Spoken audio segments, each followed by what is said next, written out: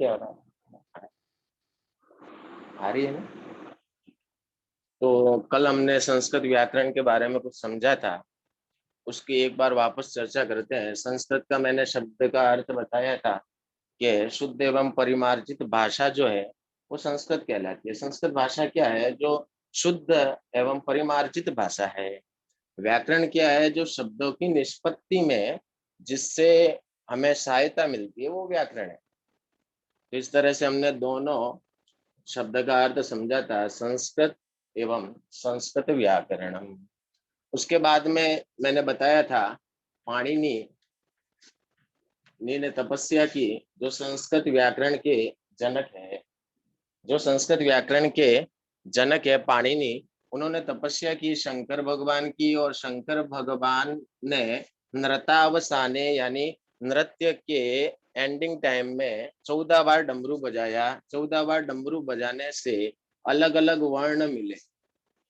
14 बार डमरू बजाया शंकर भगवान ने तो अलग अलग वर्ण मिले। तो उन वर्णों को हम क्या कहते हैं? माहेश्वरी सूत्र। माहेश्वरी सूत्र कहते हैं, ये बताया था। ठीक है ना? माहेश्वरी सूत्र कहते हैं उन वर्णों को। और इन्हीं माहेश्वरी सूत्रों में किनका समायोजन है? कि स्वर और व्यंजन का। कल बताया था हमने, इन्हीं माहेश्वरी सूत्रों में स्वर और व्यंजन का समावेश है। ठीक है। और कल हमने बताया था कि स्वर जो होते हैं वो 9 होते हैं मूल रूप से, और व्यंजन जो होते हैं वो 33 होते हैं। कौन कौन से होते हैं वो भी कल हमने बताया था।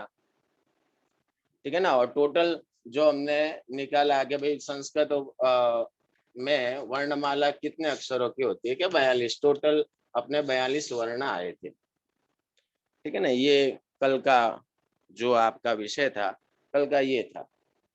अब आज जो हम जो चर्चा करेंगे वो आज का विषय है वर्ण। अब वर्ण के विचार पर देखेंगे, स्वर कितने होते हैं, व्यंजन कितने होते हैं, स्वर की उत्पत्ति कहाँ से होती है, व्यंजनों की उत्पत्ति मतलब कितने होते हैं, वो हमने सब जान लिया। अब उसके बाद में अब आगे चर्चा करेंगे वर्ण की।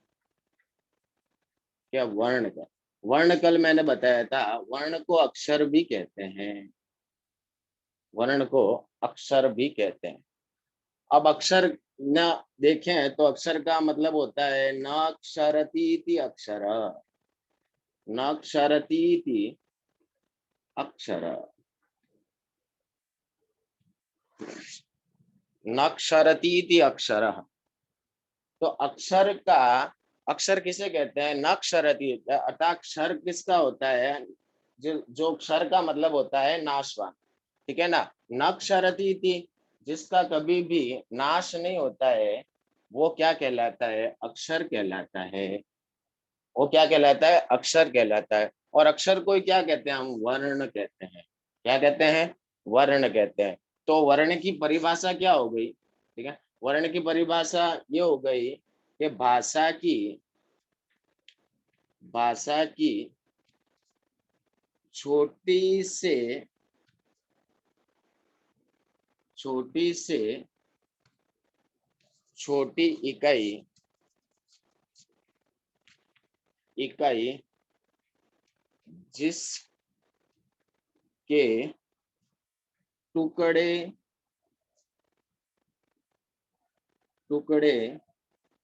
न हो सके। ठीक है ना? तो वर्ण क्या हो गया? तो वर्ण मैंने बताया, वर्ण को कहते हैं अक्षर कहते हैं। नक्षर अतिथि अक्षर, वो जो जिसका नाश नहीं होता है। ठीक है ना? ऐसे वर्ण जिनका नाश होते ही नहीं है, ठीक है ना, उन्हें हम क्या कहते हैं? अक्षर कहते हैं। और अक्षर को ही वर्ण कहते हैं पर्याय पद में। ठीक है ना? तो भाषा की, तो वर्ण की परिभाषा क्या हो जाएगी कि भाषा की छोटी से छोटी इकाई होती है वर्ण। ठीक है ना? जिसकी जिसके टुकड़े ना हो सके, जिसके टुकड़े कभी हो ही नहीं सकते हैं, संभव हो ही नहीं सकते हैं। जैसे माहेश्वरी सूत्र में पहला आपने निकला था स्वर बताया था ना, को कोई कह दे कि इसका ये क्या है? वर्ण है। ये क्या क्या है? वर्ण है। वर्ण को हम क्या कहते हैं? अक्षर कहते हैं। आपने परिभाषा बताई, भाषा की वह छोटी सी छोटी इकाई जिसके टुकड़े ना किए जा सकते हैं, उसे हम क्या कहते हैं? वर्ण कहते हैं। ठीक है ना? तो इसको प्रूव करते हैं, एग्जाम्पल समझते हैं। कि अ जो है वो वर्ण है, इसको हम अक्षर कहते हैं। नक्षरतीति अक्षर, जिसका कभी नाश नहीं होता है, जिसके टुकड़े नहीं किए जा सकते हैं, वो क्या कहलाता है? अक्षर कहलाता है। तो अ का अगर अपने को कोई कहे कि इसके टुकड़े करो, तो अ का टुकड़े हो सकते हैं क्या? संभव है क्या अ के टुकड़े करने? कोई कर देगा? कोई होगे बुद्धिमान होगा तो वो अ के ऐसे टुकड़े कर सकता है, ठीक है। लेकिन अ का टुकड़े करना असंभव है, ठीक है ना। अ के हम टुकड़े कर ही नहीं सकते हैं। इसलिए इस क्यों क्यों नहीं कर सकते हैं? क्योंकि इसीलिए इसको अक्षर बोलते हैं। अ के टुकड़े हम किसी भी हालत में नहीं कर सकते, इसी को वर्ण कहते हैं, यही अक्षर कहलाता है। आया ना समझ में? तो ये वर्ण क्या होता है, पहले इसके बारे में जानकारी दी कि वर्ण ये होता है कि वर्ण को अक्षर बोलते हैं। अक्षर की क्या परिभाषा है?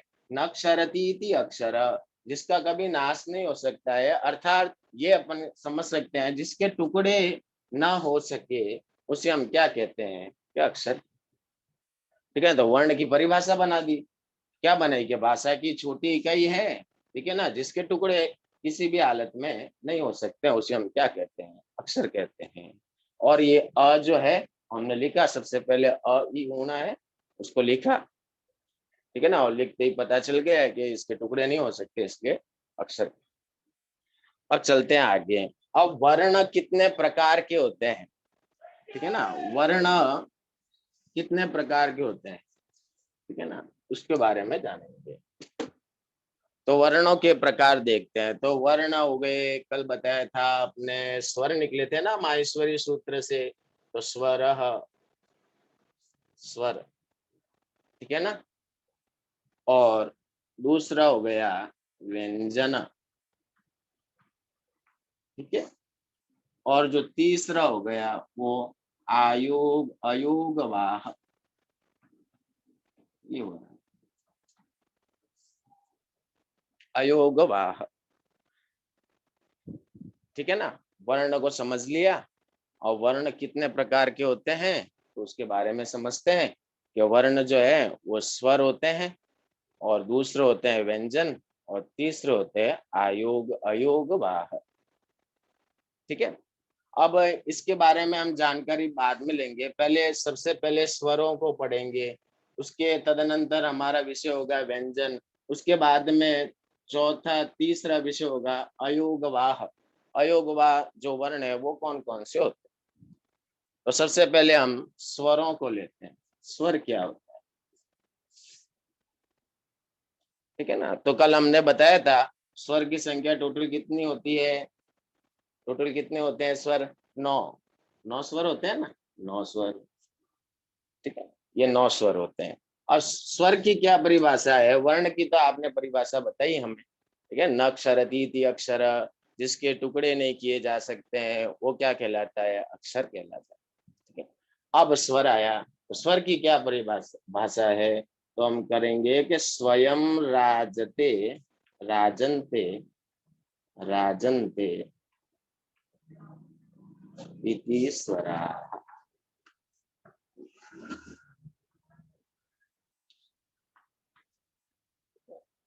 स्वर की परिभाषा हो गई संस्कृत में स्वयं राजन्ते।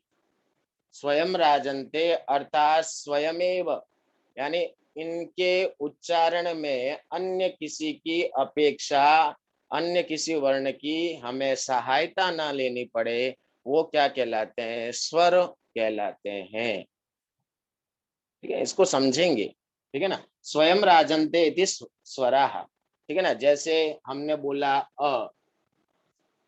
तो अ बोलते समय हमें किसी अन्य वर्ण की आवश्यकता न रही।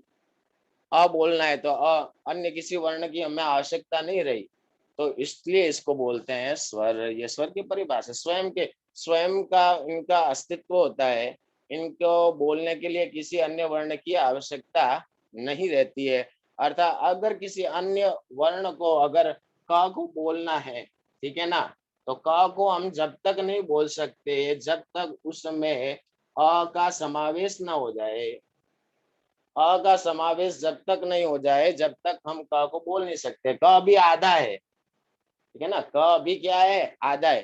क में जब अ डालोगे आप तब क्या बनेगा, क, पूरा क बनता है।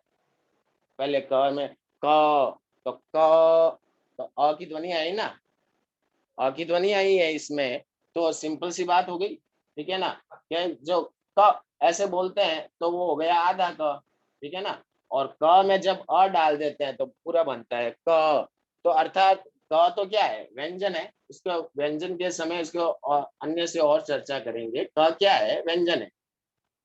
तो अर्थात व्यंजन की परिभाषा क्या होती है? अर्थात भाषा के वे वर्ण, ठीक है ना? जिनका उच्चारण स्वरों के माध्यम से होता है, बिना स्वरों के हो ही नहीं सकता है, ठीक है ना? वो क्या कहलाते हैं? व्यंजन कहलाते हैं। और अच्छी तरह से पढ़ेंगे। अपने अभी जो टॉपिक चल रहा है वो स्वर का चल रहा है, ठीक है ना? तो स्वर किसे कहते हैं? कि स्वयं राजन्ते इति स्वरा, स्वर को बोलने के लिए, अ को स्वयं को उच्चरित होने के लिए, अपना स्वयं का उच्चारण कराने के लिए, अपना स्वयं का बोध कराने के लिए अन्य किसी वर्ण की अपेक्षा नहीं रह सकती है, ठीक है ना? वो क्या कहलाता है? स्वर कहलाता है। जिनका अस्तित्व क्या होता है? स्वतंत्र होता है। स्वर क्या होते हैं? स्वतंत्र होते हैं। उन्हें ही हम क्या कहते हैं? स्वर कहते हैं। आया समझ में? मैं अपेक्षा करता हूँ आया होगा। स्वर जो है वो 9 प्रकार के होते हैं, ठीक है ना? ये और आगे चलते हैं और आगे चलेंगे, इसमें क्या है, ठीक है ना? अब वर्णों में जो स्वर जो है उसके बारे में आए तो स्वर आ गया। स्वर कितने होते हैं? कि 9 होते हैं, ठीक है ना? स्वर 9 होते हैं। स्वर किसे कहते हैं? स्वयं राजन्ते इति स्वराः, जिनका उच्चारण, ठीक है ना, स्वयमेव संभवति, अर्थात स्वयमेव होता है, ठीक है ना, किसी अन्य वर्ण की आवश्यकता ना हो, वो क्या कहलाते हैं? स्वर कहलाते हैं।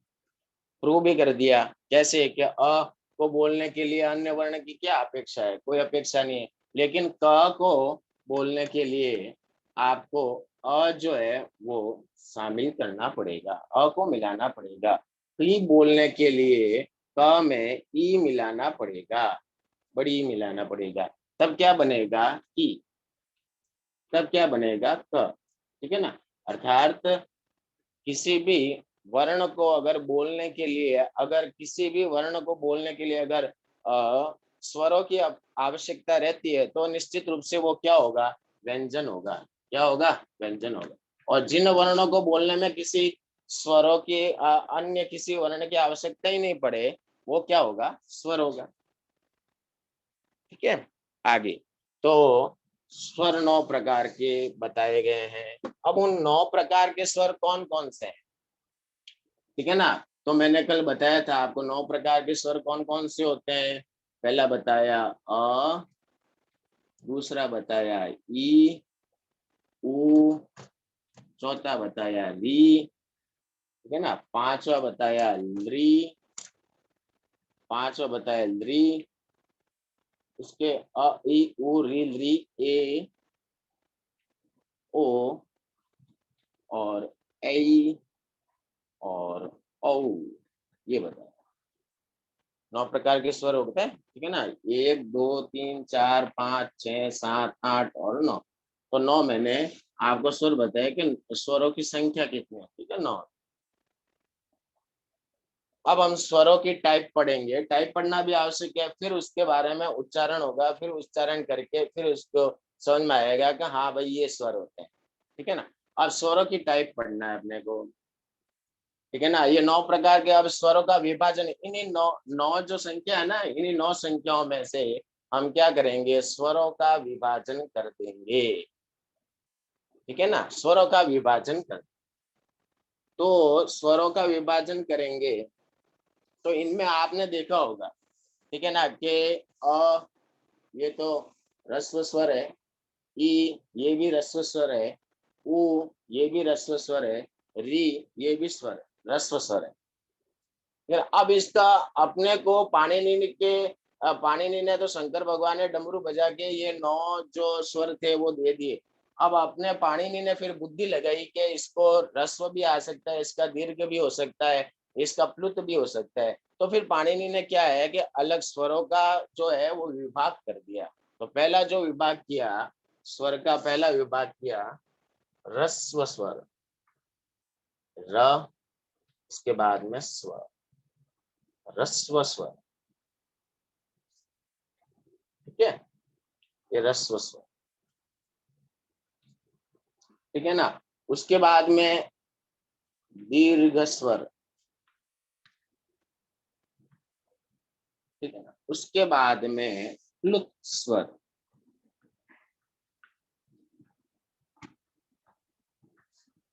ये प्लुत है, ये आधा प, ठीक है ना,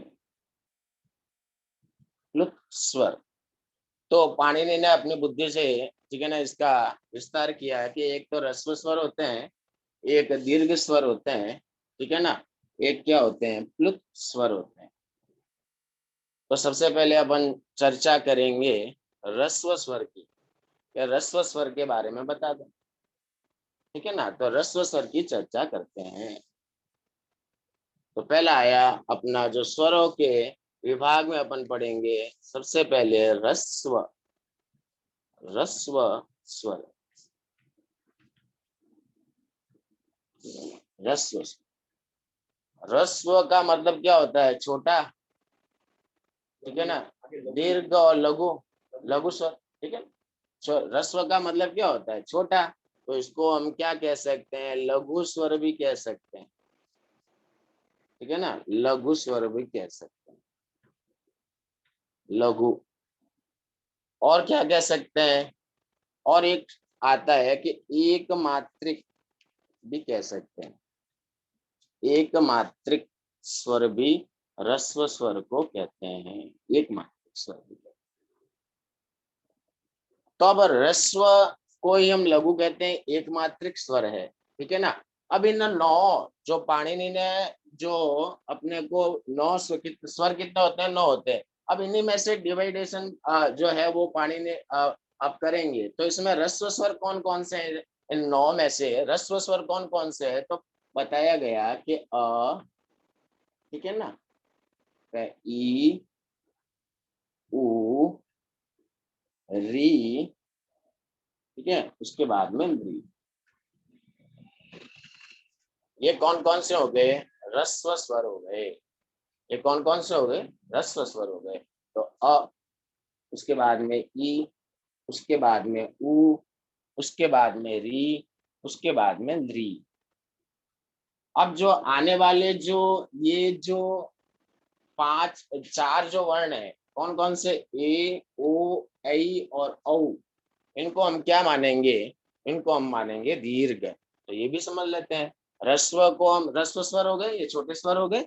अब अपन दीर्घ स्वर को समझते हैं, ठीक है ना, ये दीर्घ स्वर।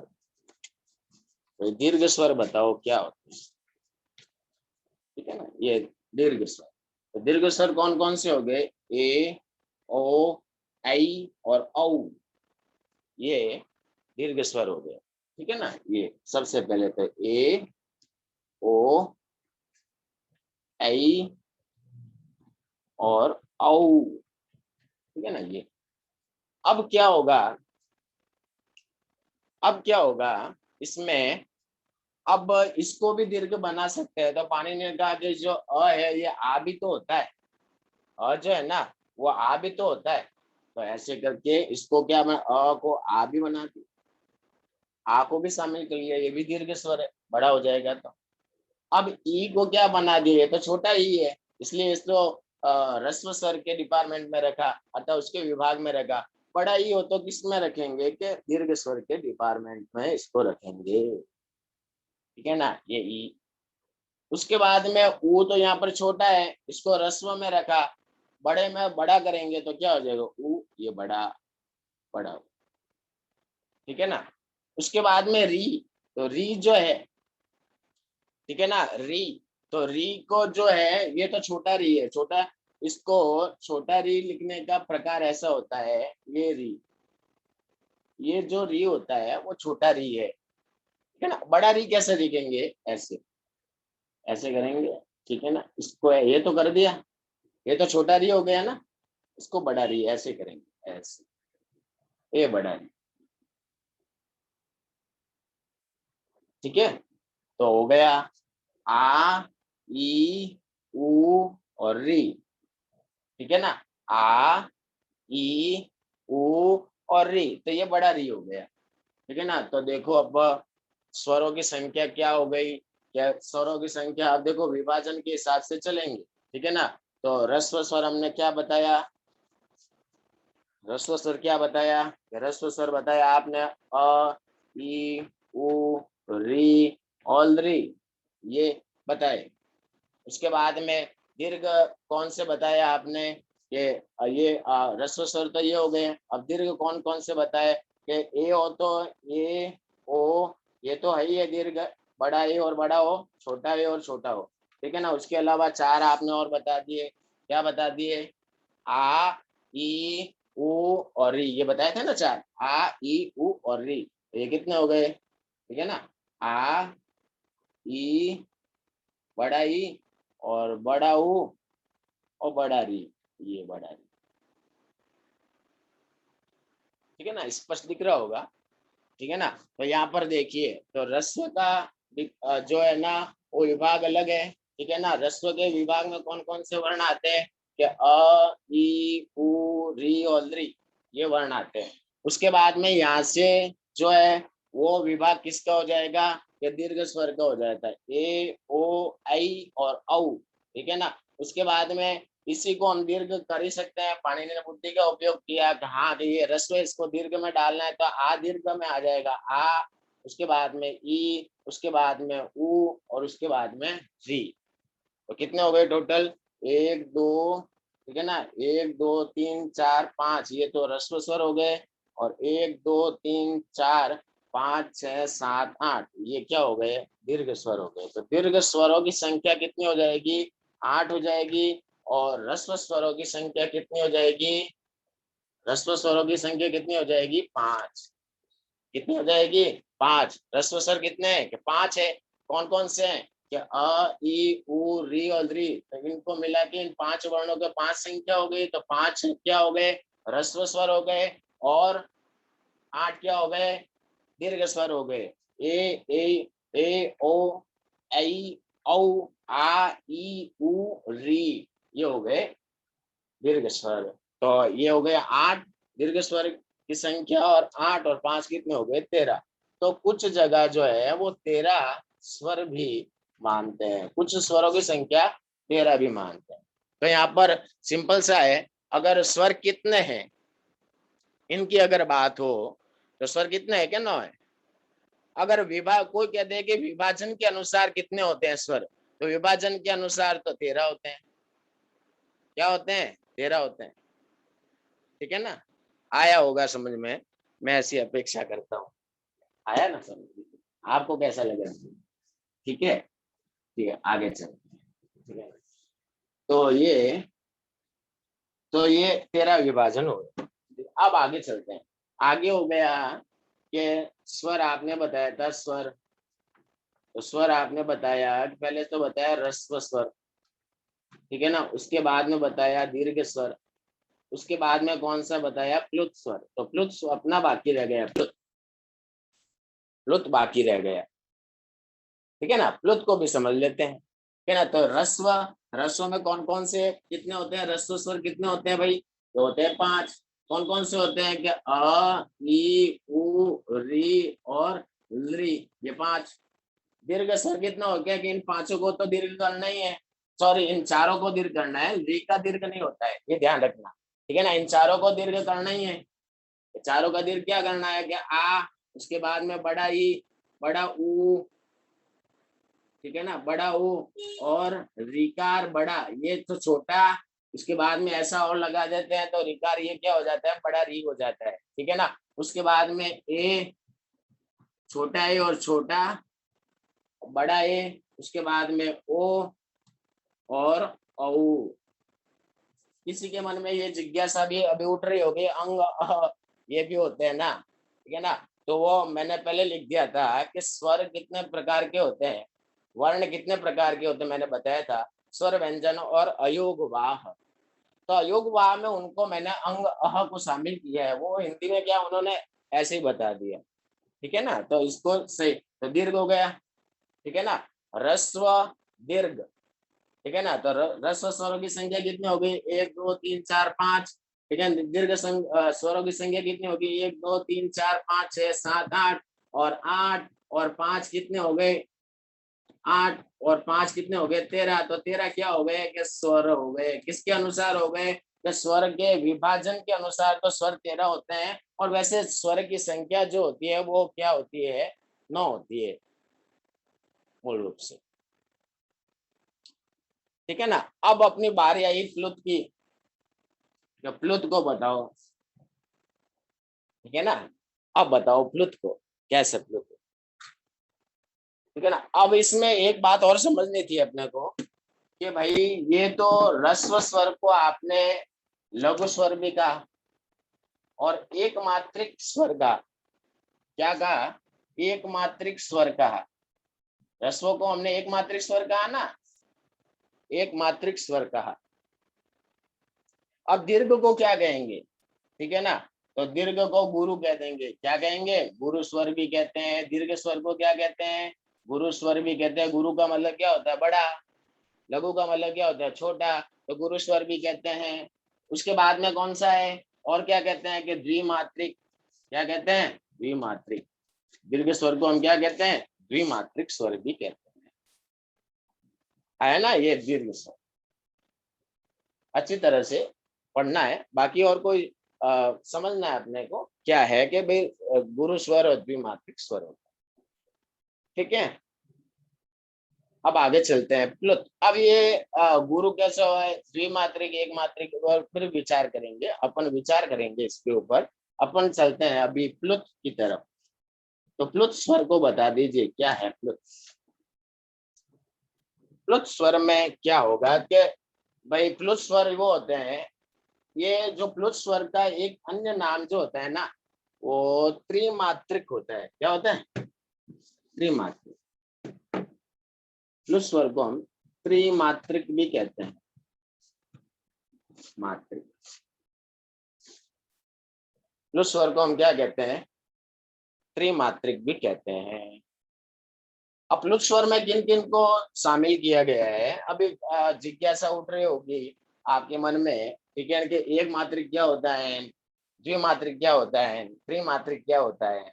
ये जिज्ञासा मैं जानता हूँ आपके मन में उठ रही होगी, लेकिन जो हम पहले इसका ज्ञान लेंगे, ठीक है ना, उसके बाद में उसके ऊपर चर्चा करेंगे, ठीक है ना। अभी आपको प्लुत जो स्वर है, ठीक है ना, उसके बारे में, प्लुत क्या होते हैं, ठीक है ना, कौन कौन से स्वर प्लुत होते हैं। ये त्रिमात्रिक इनको कहते हैं, प्लुत स्वर को हम त्रिमात्रिक कहते हैं। और प्लुत में का सिंबल होता है, प्लुत जो त्रिमात्रिक होता है ना, त्रि का मतलब 3, ठीक है ना, तो 3 मात्राओं का निशान होता है, ठीक है ना। ऐसे स्वर होंगे जिनके पश्चात 3 ऐसा लिखा हुआ रहता है, ठीक है ना, तो ये समझ जाना चाहिए ये प्लुत स्वर है। ये कौन सा स्वर है, प्लुत स्वर है। अब कैसे प्लुत स्वर कैसे, तो आपने कई जगह देखा होगा, जैसे ओ, उसके बाद में 3 लिखा हुआ होता है, उसके बाद में क्या है, माँ, ओम, ऐसा लिखा हुआ होता है कहीं पर, ठीक है ना। बाकी सब जगह ऐसे ही लिखते हैं, ऐसा लिखते हैं, लेकिन ऐसा भी लिखा हुआ कहीं पर आपको मिलेगा।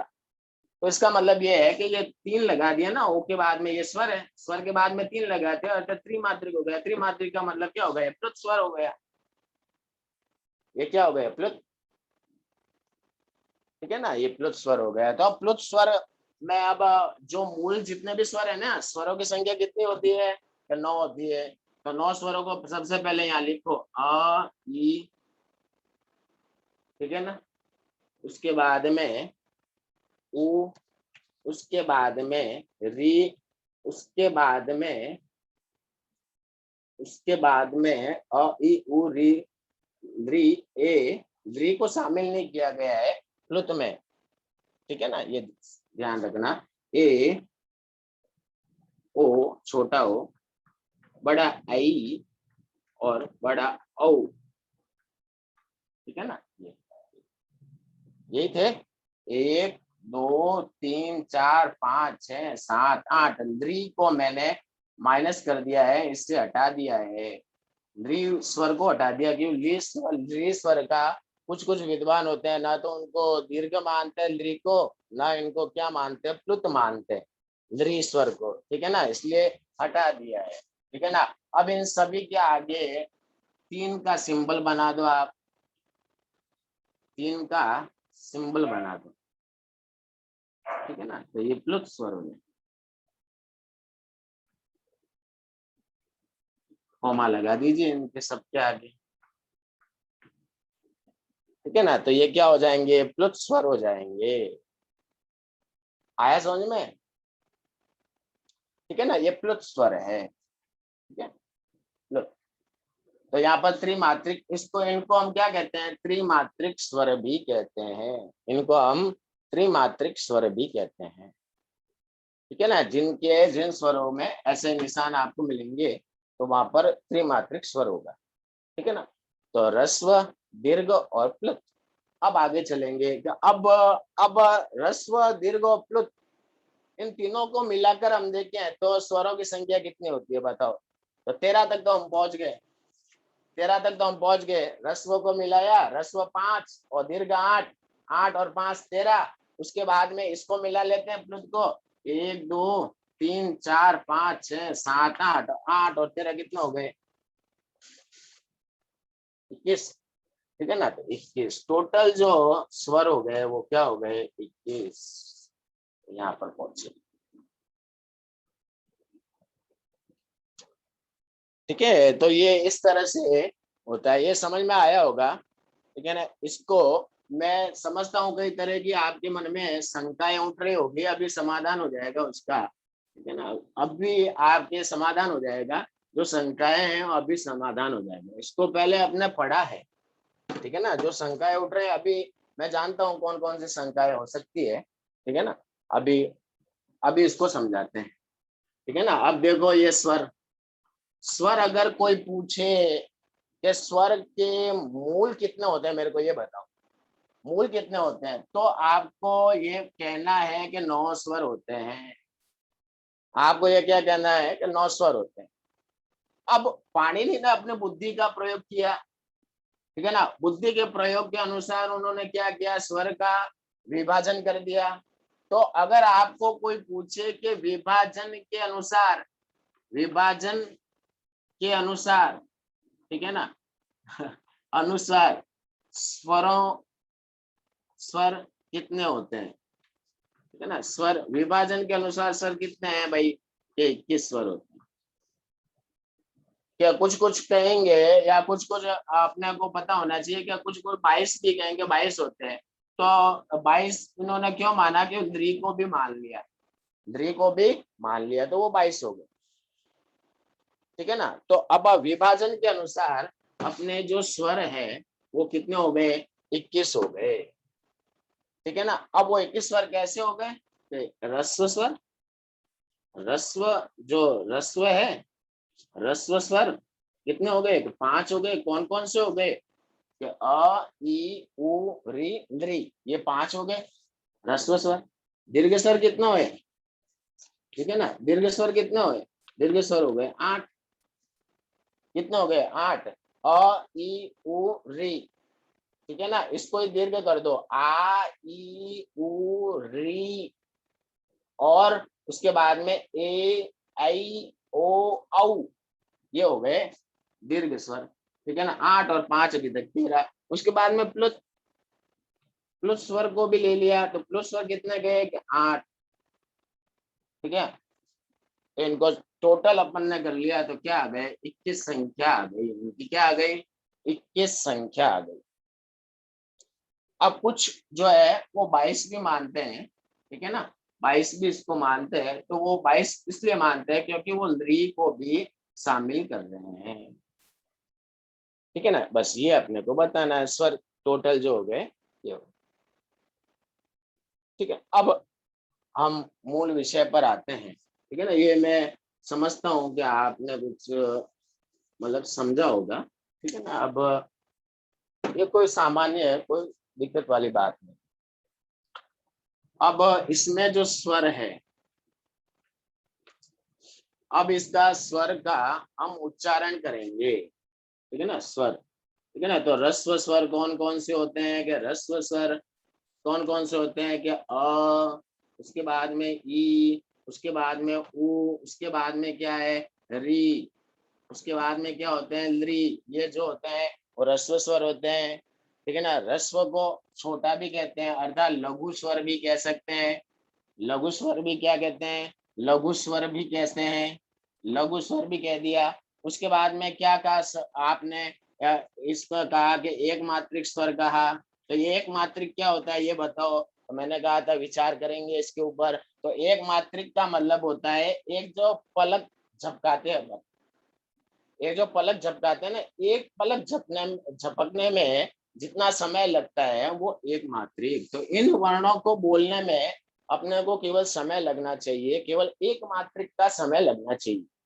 ये मूल बात है। अब जो हमने इतना स्वर का माहेश्वरी सूत्र का हमने पढ़ा, ठीक है ना, माहेश्वरी सूत्र को पढ़ा, स्वर को पढ़ा, स्वर के विभाजन को पढ़ा, स्वर कितने होते हैं, अब उसका फल जो है वो ये है, यहाँ पर मिलेगा, ठीक है ना, कि भाई 5 स्वर होते हैं, एक मात्रिक स्वर कहलाता है।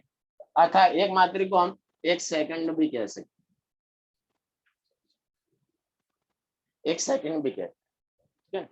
अर्थात पलक झपकने में जितना समय लगता है उतने में अ बोल जाना चाहिए, अ, ई, उ, री, ली, ठीक है ना। ये आगे हम और चर्चा करेंगे, व्यंजन को पढ़ेंगे, ठीक है ना, कि अ जो बोला जाता है, ठीक है ना, तो एक मात्रिक समय लगता है इसमें, अर्थात एक सेकंड का समय लगता है, अर्थात पलक झपकने मात्र में अ का उच्चारण हो जाना चाहिए, ठीक है ना। अब आगे चलें, ठीक है ना। अब उसके बाद में आया भाई के क्या हुआ कि ये 5 स्वर तो हो गए। और द्विमात्रिक स्वर आपने बताए थे, तो द्विमात्रिक मैंने बताया था कौन कौन से, ए, ऐ, ओ और औ। अब इसको ध्यान से पढ़ना। अब आ में कितना समय लगेगा भैया, आ में कितना समय लगेगा, आ में केवल द्विमात्रिक यानी 2 सेकंड का समय लगा। अ, आ, आया समझ में, अ, आ, इसके बाद में ई, बस इतना समय लगना चाहिए। अब क्या है, गीता जी हम पढ़ते हैं, ठीक है ना, उस समय क्या होता है, ई को ऊंचा ले लेते हैं, बहुत ज्यादा हो तो प्लुत क्यों कर रहे हैं, ई को प्लुत कर लेते हैं, ठीक है ना। तो ऐसा नहीं करना है, आपको समझना है केवल कि एक मात्रिक मतलब पलक पलक झपकने में जितना समय लगता है वो एक मात्रिक। द्विमात्रिक 2 बार पलक झपका दो उतना समय लगता है, वो 2 सेकंड का, ठीक है ना, द्विमात्रिक है 2 सेकंड, ठीक है ना। तो 2 सेकंड का आ, ई, ठीक है ना। उसके बाद में उ, बड़ा ऊ लेना है, तो ऊ लेना है, बड़ा ऊ, तो ऊ, आ, ई, ऊ, बस, ठीक है ना। उसके बाद में री, तो री को बड़ा कैसे बनाएंगे, ये तो छोटा है, ठीक है ना, ये देखो ये तो छोटा है, ये छोटा री होता है, एक बड़ा री होता है, री, ठीक है ना। अ, आ, ई, उ, ऊ, री, री, बस ये लगता है। द्री को दीर्घ माना नहीं है, ठीक है ना, द्री को द्री माना है, ठीक है। अब आगे चलेंगे, ए कुछ कुछ ऐसे होते हैं कि ए और ऐ, ठीक है ना, उन दोनों को क्या कर लेते हैं, ए को तो बोल देते हैं, ए उनको पता ही नहीं होता है कि द्विमात्रिक है या त्रिमात्रिक है, ठीक है ना। तो ऐ को ऐसा जोर से बोलते हैं कि वो त्रिमात्रिक हो जाता है यानी प्लुत हो जाता है।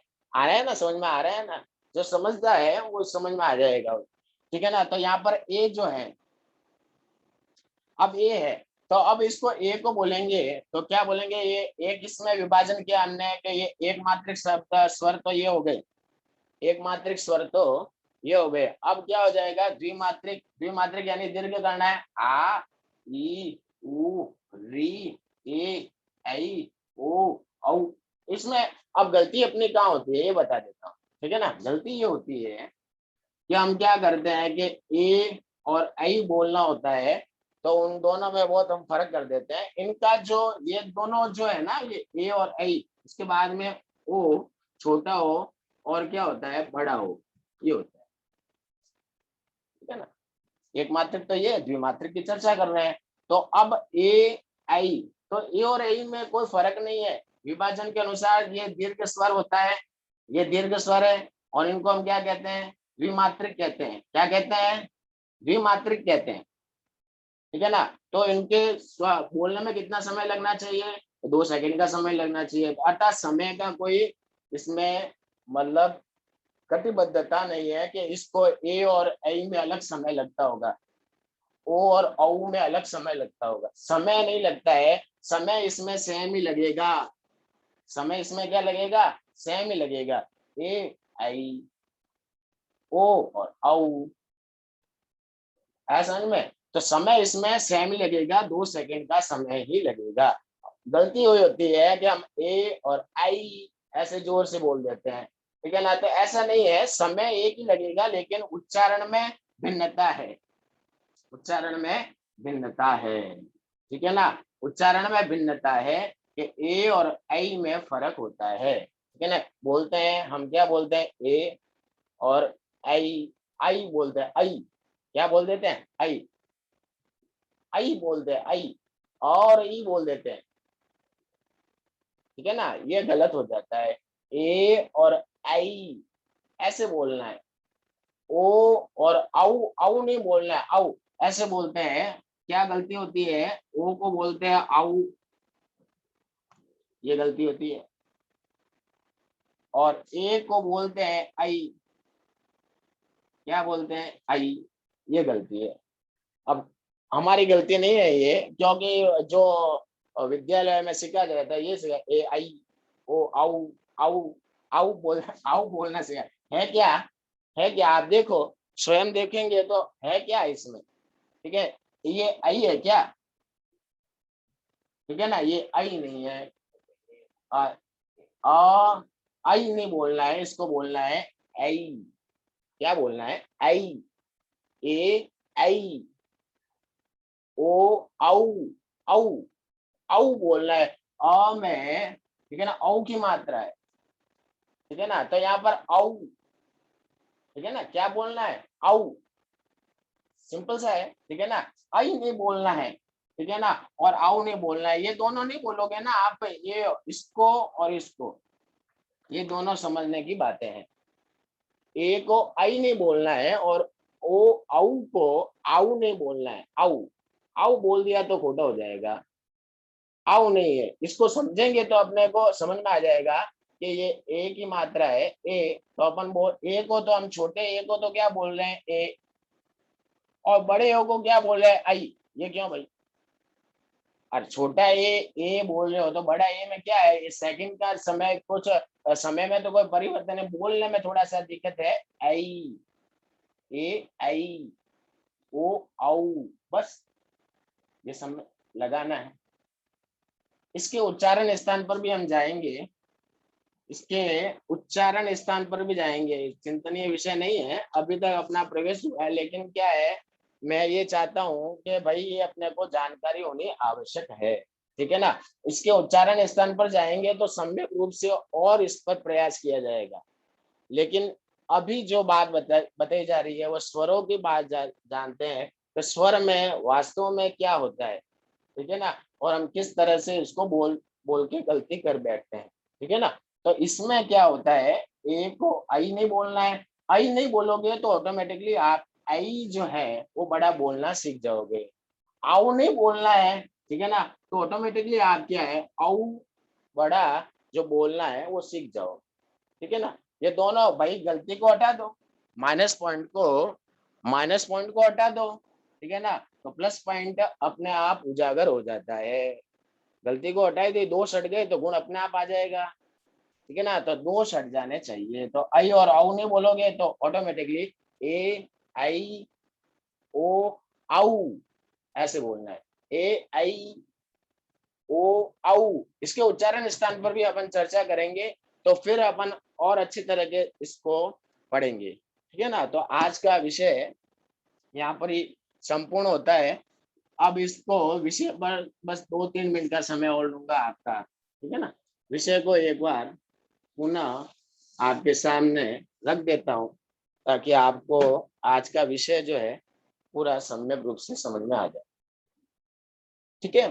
तो अपने को स्वर के वर्ण के बारे में बताया। सबसे पहले आपको वर्ण के बारे में बताया। वर्ण कितने होते हैं? जो वर्ण होते हैं, स्वर होते हैं, 3 प्रकार के होते हैं वर्ण।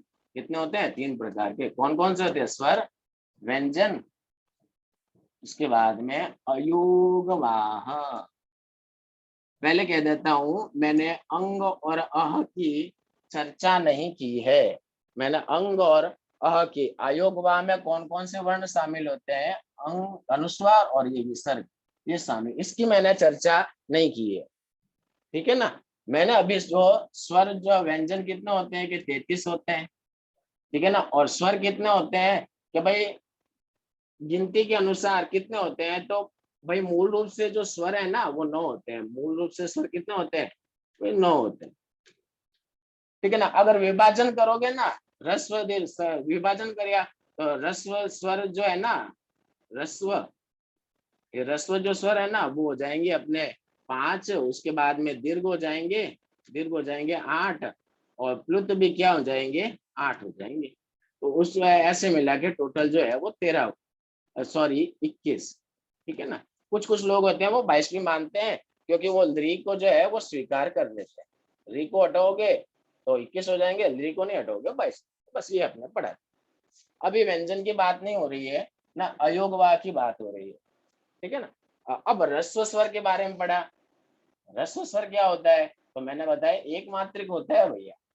एक मात्रिक का क्या अर्थ होता है कि एक पलक झपकने में जितना समय लगता है वो एक मात्रिक होता है, ठीक है ना, यानी 1 सेकेंड। ह्रस्व को हम क्या कहते हैं? कि लघु भी कह सकते हैं। ह्रस्व को हम क्या कहते हैं? लघु भी कह सकते हैं। तो एक मात्रिका से इनमें कौन कौन से वर्ण आते हैं? अ है, ठीक है, ई है, ठीक है, एक मात्रिका समय लगेगा, ठीक है ना। उसके बाद में कौन कौन से आए? तो उसके बाद में दीर्घ आए, ठीक है ना, दीर्घ आया। तो दीर्घ स्वर है ना, तो दीर्घ स्वर जो है वो बड़े स्वर होते हैं। तो दीर्घ में किन किन को शामिल किया? तो अ को आ कर दो, ई को ई कर दो, ऊ को ऊ कर दो, और री को ली कर दो। री को क्या कर दो? ली कर दो। ली को, सॉरी, ली को ली नहीं करना है, ली को लेने नहीं है, ठीक है ना। तो दीर्घ हो गया आ, बड़ा ई, बड़ा ऊ, और ये बड़ा री। तो ये दीर्घ मैंने बताया। और ए, ओ, और आई, और औ, ये मैंने बताया, ठीक है ना। ये क्या हो गया? ये क्या हो गया? द्विमात्रिक। क्या हो गया? द्विमात्रिक, यानी 2 सेकंड का समय लगेगा। और प्लुत के बारे में मैंने बताया था। प्लुत जो स्वर होता है वो क्या होता है कि द्विमात्रिक से अधिक समय लगाता है। त्रिमात्रिक स्वर कहते हैं प्लुत को। हम क्या कहते हैं? त्रिमात्रिक स्वर कहते हैं। ये त्रिमात्रिक स्वर हो गया, अर्थात त्रिमात्रिक का मतलब 3 सेकंड का समय लगेगा। 3 सेकंड का समय लगेगा। तो इसका सिंबल कौन सा है बताओ? तो अपने बता दिया, मैंने कहा अ है, इसके पश्चात अगर 3 का होल आ जाए, निशान आ जाए, ठीक है ना, तो ये त्रिमात्रिक स्वर हो जाएगा, ठीक है ना। ये त्रिमात्रिक स्वर हो गया। अब इसको लास्ट में आपको ये बता देते हैं। ये हो गया दीर्घ स्वर, सॉरी ह्रस्व स्वर, ठीक है ना। उसके बाद में दीर्घ हो गया, उसके बाद में प्लुत हो गया। तो ह्रस्व स्वर को एक मात्रिक कहते हैं, तो ये अ, ठीक है ना। दीर्घ में क्या आ जाएगा? आ, 2 सेकंड का समय। और प्लुत में क्या हो जाएगा? आ, बस अ, आ, आ, आया समझ में? अ, आ, बस ये प्लुत स्वर होता है। जैसे ओ, इसका उदाहरण बताया था मैंने। ओ, उसके बाद में अगर 3 का निशान हो और म, इसको पढ़ना है तो कैसे पढ़ेंगे? तो 3 सेकंड का समय लगाना है। ओम, ओम, बस ओम। अगर इसको अपन समझे, इसको पढ़ें, तो अगर मैं एक मात्रा का समय अगर यहाँ पर एक लिख दूं ऐसा, ठीक है ना, ओम। अगर मैं दो लिखूं ओम, और तीन लिखूं यहाँ पर तो ओम। बस, आया समझ में, आया ना? मैं अपेक्षा करता हूँ कि आया हो, ठीक है ना। जैसे और समझाता हूँ, ठीक है ना, और इसको समझते हैं, ठीक है ना। जैसे ये अ को एक मात्रिक समय, ये एक लिखा हुआ है, ठीक है ना, अब इसी को द्विमात्रा में बोलो भैया, ठीक है ना, यानी दीर्घ बोलो, अ आ। अब इसी को त्रिमात्रिक बोलना है, अर्थात प्लुत बोलना है, अ आ बस, अ आ बस। आए उसी तरह ई को लेते हैं, ई को एक मात्रिक बोलो, ई। बड़ी ई को बोलना है तो द्विमात्रिक बोलना है, ठीक है ना। तो यहाँ पर क्या हो जाएगा, ई को एक मात्रिक, इसको द्विमात्रिक बोलना है, ठीक है ना, द्विमात्रिक बोलना है तो ई ई ई ई ई ई। और इसको प्लुत बोलना है, ठीक है ना, ई को प्लुत बोलना है, ठीक है ना। अब इसको मैंने दीर्घ नहीं किया है, ठीक है ना, इसको मैंने दीर्घ नहीं किया है क्योंकि ऑटोमेटिकली यहाँ पर दीर्घ का मैंने सिंबल लगा दिया, दो लगा दिया ना, यानी दीर्घ, तीन लगा दिया ना, यानी त्रिमात्रिक शब्द हो गया ऐसा। तो वर्ण हो गया, और ये जो है ई ई ई बस, ई ई ई। आया समझ में? ई ई ई। आया समझ में? जैसे ये इस तरह से होता है। उसी तरह ओम बोलते हैं अपन, तो ओम के आगे ये तीन का निशान होता है, तो इसका मतलब प्लुत स्वर है, 3 सेकंड का समय देना है, ओम बस। अगर इसको ओ के बाद में अगर दो होता तो अपन 2 सेकंड का समय देते, ओम। और एक ही अगर सेकंड का तो ओम, एक ही होता अगर तो हम क्या बोलते, ओम। आया समझ में? तो बस ये विभाजन करना है, और कोई ज्यादा मतलब इसमें समझने लायक यही बात है कि भाई अ के उच्चारण में और आ के उच्चारण में और आ इसके उच्चारण में क्या फर्क है। ये हो गया रस्व अ, ये हो गया आ, और ये हो गया आ बस। इसको ऐसा नहीं है कि आ ऐसे नहीं होता है ये, ऊष्ट ऊष्ट और ऊष्ट, बस ये इतना फर्क होता है। अब 3 सेकंड में अगर कोई ज्यादा खींच लेता है आ ऐसा बोलते रहता है, तो ये 3 सेकंड से ज्यादा हो गए तो ना तो ये ह्रस्व है, ना दीर्घ है, ना प्लुत है, ठीक है ना। वो तो अन्य कोई स्वर हो जाता है, समझ में आया ना। तो ये ध्यान रखना है कि एक मात्रिक स्वर अ, द्विमात्रिक आ, त्रिमात्रिक आ बस, ये इसमें ध्यान रखना है। प्लुत में ये हो गया। अब हम क्या करेंगे, जैसे एक कोई श्लोक दो तो गीता जी का, 5 मिनट 2 मिनट और का।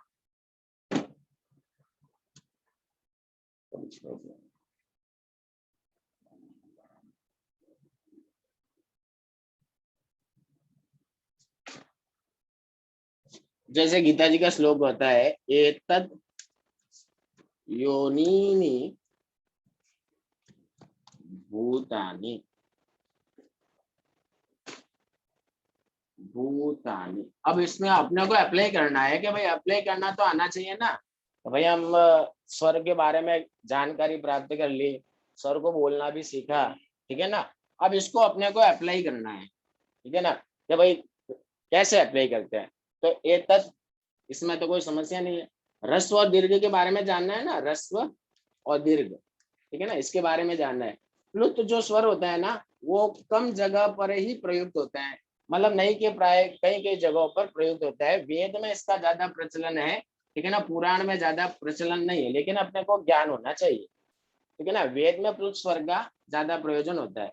ज्यादातर अपने ह्रस्व और दीर्घ के बारे में चर्चा होती है गीता में, ठीक है ना। तो ह्रस्व स्वर तो इजी है, ह्रस्व स्वर में पढ़ाने में क्या कोई आपत्ति नहीं है। ये तद, कोई आप ये तद ठीक है ना। अब यहाँ पर यो, ठीक है ना, नी नी भूतानी, ठीक है ना।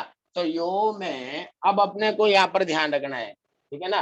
ह्रस्व स्वर को पढ़ाने में किसी प्रकार की समस्या नहीं आती है, दीर्घ स्वर को पढ़ाने में समस्या आती है। य, उसके बाद में क्या मिला हुआ है, ओ, उसके बाद में न में क्या मिला हुआ है, बड़ी ई, ठीक है ना। उसके बाद में आ गया न में क्या मिला हुआ है, छोटा ई।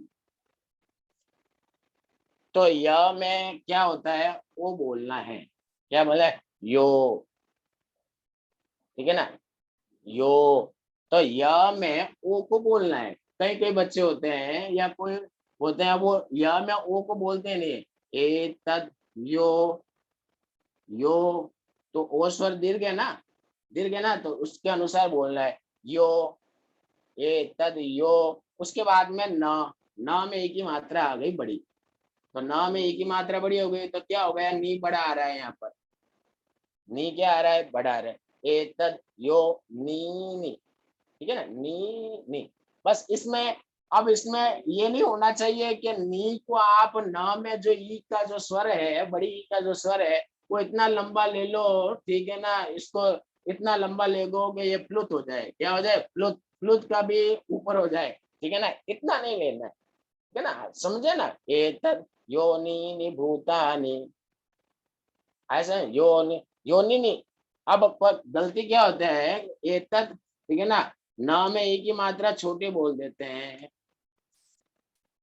अपने को सब रस्व ही मालूम होता है, दीर्घ मालूम होते ही नहीं है, तो हम क्या पढ़ देते हैं, एतद योनि, योनि नहीं होता है। बस सिंपल से 2 सेकंड का समय नी को देना है, बस समझ लो, आपके नी को 2 सेकंड का समय देना है।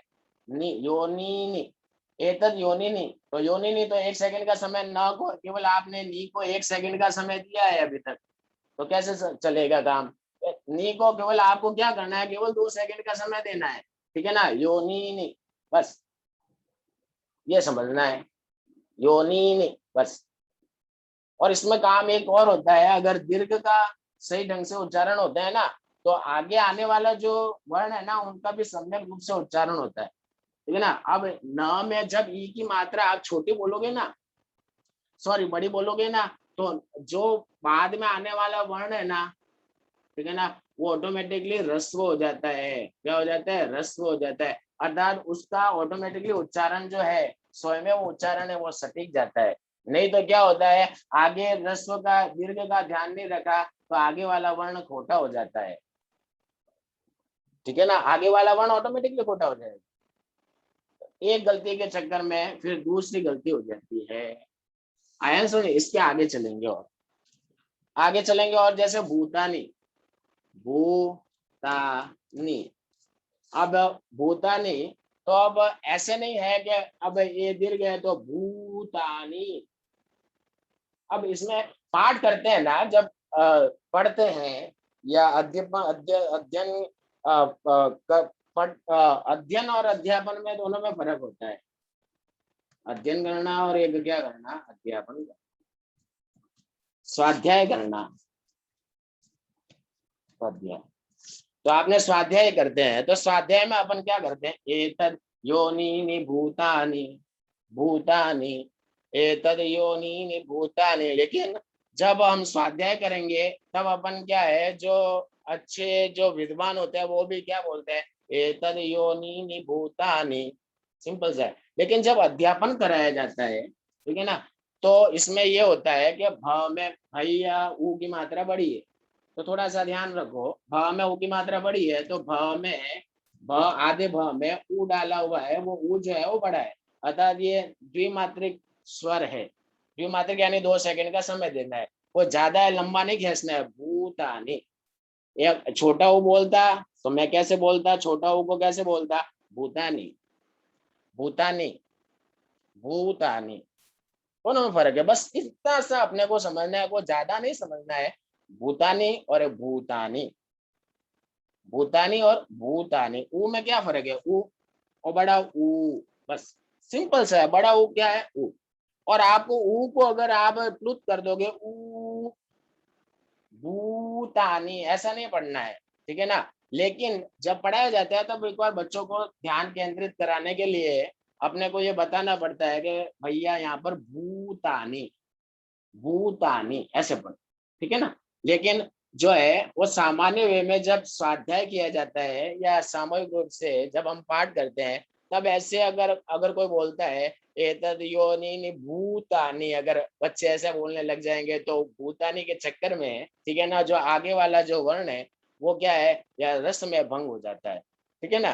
केवल ये अध्यापन में ये बताया जाता है कि भाई भूतानी जो है ना वो भैया जो है वो द्विमात्रिक शब्द है, इसलिए कारण अपने को भूतानी ऐसे बोलना है, भूतानी नहीं बोलना है, भूतानी इसको। और इतना लंबा भी नहीं होना चाहिए कि प्लुत हो जाए, भूतानी भूतानी बस ऐसा, ठीक है ना। एतद योनीनि भूतानि, एतद योनीनि भूतानि, बस। अब गलत क्या होता है, एतद योनिनी भूतानी, भूतानी नहीं है, भूतानी, बस ये बस थोड़ा सा बताना है, ठीक है ना, कि भाई एतद योनिनी भूतानी, एतद योनिनी भूतानी, बस। गलत क्या है, एतद योनिनी भूतानी, ये गलत है। बस ये थोड़ा सा अपने को इसमें ध्यान देते हुए अपने को समझाना है। और जैसे ता है, ता में आ की मात्रा बोलना है, भूतानी, ठीक है ना, बस सिंपल सा है। अब भूतानी में आप अगर ये नी है तो नी तो ऑटोमेटिकली सही बोला जा रहा है, सभी से सही ही बोला जाएगा, क्योंकि ये रस्व स्वर है, ना में की मात्रा छोटी है तो भूतानी। लेकिन ध्यान केवल अपने को द्विमात्रिक स्वर पर देना है, भाई भूतानी, बस ऐसा बोलो, भूतानी मत बोलो, भूतानी बस। तो यहाँ पर देखो ये रस्व दीर्घ और प्लुत इस तरह से अपने स्वर है वो गीता गीता के पठन पाठन अध्ययन अध्यापन स्वाध्याय में काम में आते हैं। तो इस तरह से अपने को विद्या का इन स्वरों का अपने को प्रयोग करना है, ठीक है ना। 2-3 उदाहरण कल और बताए जाएंगे, ठीक है ना। इस तरह से मजबूती आ जाएगी कि पर मालूम होना चाहिए। जैसे स्वर जो होते हैं ना, जैसे अब मातृ, एक तो मातृ बड़ी है, तो ये मातृ जो है वो छोटा है, ये रस्व स्वर है। त में र को हटाओगे ना, मात त में स्वर मिला होता है ना, तो ये मात, ठीक है, ये री छोटा है। अब अपन पढ़ेंगे मातृ, अब क्या होता है, एक ये री हो गया, एक री और डाल देते हैं, ढंग से देखेंगे तो पता चलेगा मातृ। तो मातृ, तो यहाँ पर क्या होता है, रिकार जो है वो बड़ा है ऐसे करके, और ऐसे ये वाला जो है वो स्वर आया होगा समझ में, जिसने ध्यान से पढ़ा होगा तो उसको जरूर समझ में आया है। मैंने बताया था स्वरों के विभाजन में ये ह्रस्व स्वर है और ये क्या है, दीर्घ स्वर है, ये रिकार जो है वो बड़ा स्वर है, ठीक है ना। तो ये रिकार स्वर है तो मातृ, ठीक है ना। तो मात में री डाला तो क्या हो गया, मातृ। अब ये जो है वो द्विमात्रिक स्वर है, तो इसमें माती त में री रिकार बड़ा डाला तो ये री की मात्रा बड़ी आ गई, तो अब जो बोला क्या जाएगा, मातृ, बस। मातृ शब्द होता है एक, क्या बोलेंगे, मातृ, मातृ, बस। एक तो बोलते हैं मातृ, री और री में कितना फर्क है, एक तो री, ये छोटा वाला री और एक बड़ा वाला री। एक बोलते हैं री, रिकार में केवल 1 सेकंड का समय देना है, री बड़ा री, री री री, और इससे प्लुत होता है तो री, बस। मातृ, तो मातृ जो है इसमें तो अपने को किसी प्रकार का प्रयास करना ही नहीं, ऑटोमेटिकली ह्रस्व स्वर में किसी प्रकार का प्रयास ही नहीं होता है, मातृ, बस, ठीक है ना। अब दीर्घ स्वर में थोड़ा सा अगर इसका सिंबल आ जाए तो फिर अपने को जानकारी रखनी चाहिए कि मातृ, भाई थोड़ा सा यहाँ पर इसको त्रि को त में चूंकि री मिला हुआ है तो इसको 2 सेकंड का थोड़ा समय दोगे, ठीक है ना। मातृ, मातृ और मातृ, बस। मातृ और मातृ, बस। त्रि, मातृ ऐसे बोलोगे तब तो वो प्लुत हो जाएगा, मातृ और मातृ, प्लुत का काम ही नहीं है, ठीक है ना। प्लुत का काम मेरे अनुसार तो केवल क्या है, वेदों में ही है, वेद में ही प्लुत है।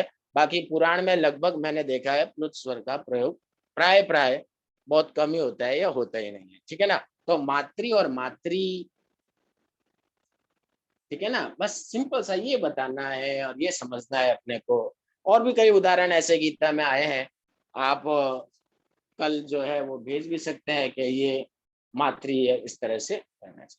मैं समझता हूँ कि आपको समझ में आया होगा। नारायण नारायण। हे नाथ, हे मेरे नाथ, मैं आपको भूलूं नहीं। हे नाथ, हे मेरे नाथ, मैं आपको भूलूं नहीं। नारायण नारायण। नारायण नारायण। किसी को कोई बात पूछनी है? आप आप किसी को कोई बात पूछनी है तो थोड़े समय में पूछ ले, आज समय ज्यादा लग गया थोड़ा।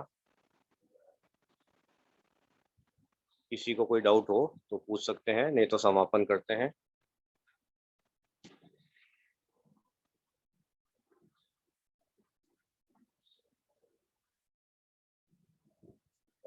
टाइम वेस्ट किया है।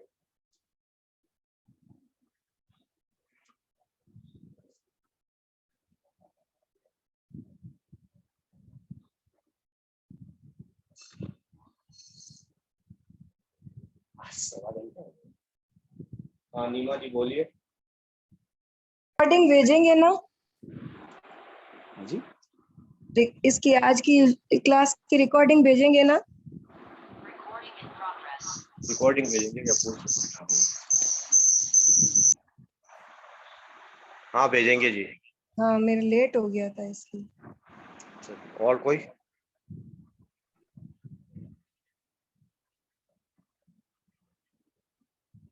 हर्षवर्धन चितलांगिया बोले। हाँ, नारायण नारायण। पंडित हाँ जी, जी। जैसे अभी बताया कि जैसे दीर्घ और ह्रस्व का अलग अलग बहुत सुंदर ज्ञान मिला, पर कई बार जैसे कि अंतिम चरणों के अंत में जब मात्राएं आ जाती है तो कई बार गलती से चरणों के बीच में तो हम लोग उसको थोड़ा सा ज्यादा हो जाता है। जैसे तो चरण के अंत में मान्य है थोड़ा ज्यादा उसका उच्चारण, चरण के अंत में ह्रस्व मात्रा का आपकी उच्चारण, आवाज क्लियर नहीं आ रही है। चरण के अंत में ह्रस्व मात्राओं का उच्चारण थोड़ा कई बार ज्यादा हो जाता है। हम बोलते हैं ना जैसे लय में, तो लय की वजह से ह्रस्व मात्राएं भी थोड़ी सी ज्यादा हो जाती है। हाँ तो आप राम बताइए राम। वो कौन सा, आप उदाहरण कौन सा है वो बताइए मेरे को, ताकि आपको बता देते हैं। नहीं, जैसे सर्वाणी, सर्वाणी कई बार थोड़ा सा ज्यादा आ जाता है। हाँ, कर्मा। मतलब इतना मेरी बात सुनिए, जो श्लोक के जो उसमें वहां पर क्या होता है, यति होती है, 8 अक्षरों पर यति होती है ना।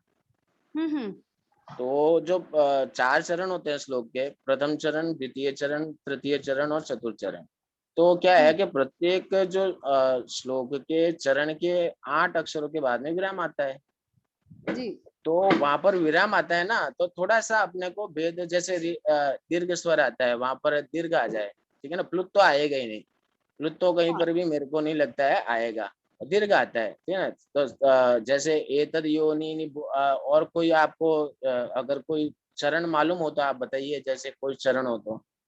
नहीं, मेरा ऐसा कहना है कि जैसे दूसरे चरण और चौथे चरण में कई बार जैसे आप बोलते हैं 8 अक्षरों पे यति आती है, तो क्या वहां थोड़ी छूट होती है कि पीछे थोड़ा सा हम ज्यादा ले लें उस ह्रस्व स्वर को भी? नहीं नहीं, ह्रस्व स्वर को वहां पर एक्चुअली में क्या है, अभी देखो मेरी बात समझिए आप, मैं आपको ये समझाना चाहता हूँ कि अभी अपने क्या है, प्रारंभिक कक्षा है, ठीक है ना। जी आपका कहना मैं समझ गया, आप ये चाहते हैं कि अगर वहां पर मतलब जो विसर्ग आ जाए और विसर्ग के बाद में अगर स्वर आ जाए, जी। ठीक है ना, स्वर के विसर्ग से पहले स्वर हो जाता है तो उसको ज्यादा खींच सकते हैं क्या, आपका ये कथन का हाँ अभिप्राय यही है ना। हाँ हाँ, बिल्कुल। हाँ तो मैं ये समझ गया, लेकिन अभी अपनी प्रारंभिक कक्षा है, मैं ये कह रहा हूँ कि अभी जो मैंने ये समझाया है, ठीक है ना, ये जो कक्षा ली है, ठीक है ना, इसमें अगर किसी प्रकार की आपको प्रॉब्लम आती है तो आप बताइए।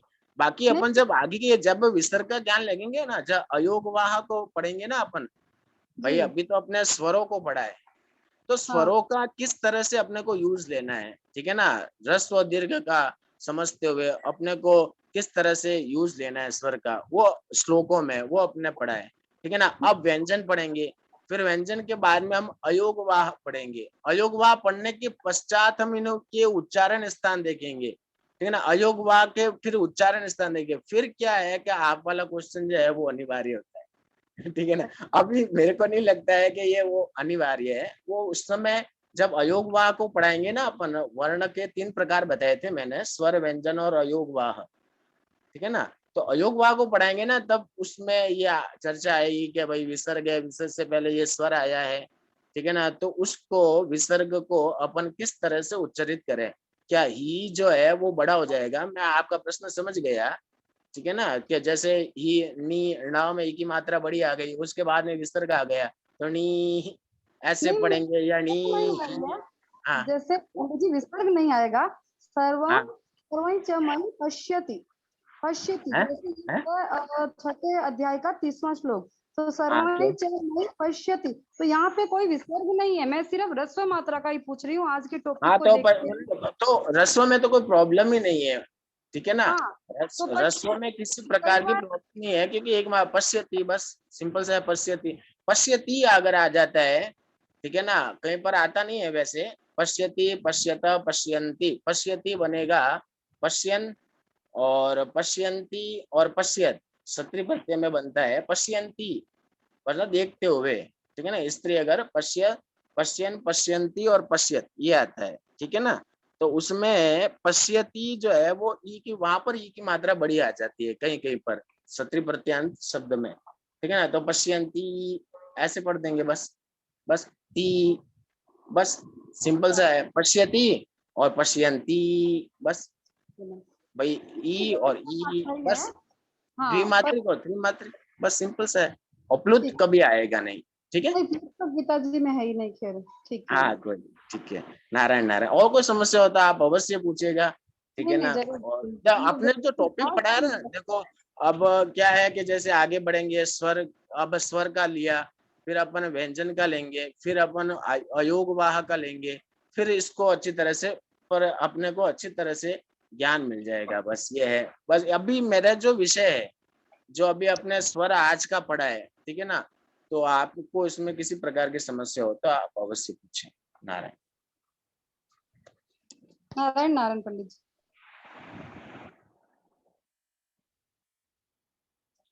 ठीक है जी, समापन करते हैं। नारायण नारायण। हे नाथ, हे मेरे नाथ, मैं आपको भूलूं नहीं। हे नाथ, हे मेरे नाथ, मैं आपको भूलूं नहीं। आनंद है, आनंद है, आनंद में रहे। कल क्या हुआ, कल क्या होगा, इसकी चिंता न करे। नारायण नारायण नारायण। ये